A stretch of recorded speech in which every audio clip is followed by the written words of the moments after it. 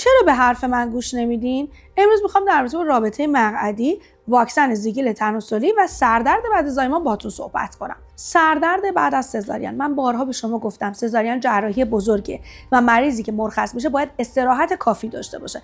بارها برای من پیش اومده مریض مرخص شده رفته خونه یه عالمه مهمون داشته و به جای اینکه استراحت کافی داشته باشه شروع کرده به مهمونداری. بعد زنگ میزنه خانم دکتر من سردرد و گردن درد دارم.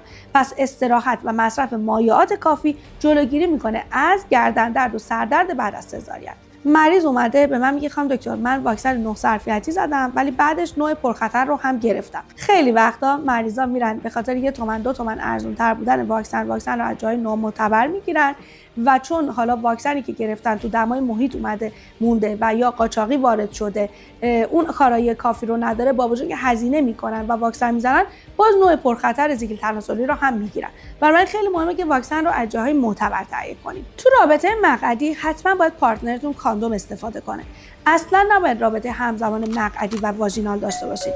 نکته آخر حتما باید دستشویی رفته باشین و رودتون تمیز باشه.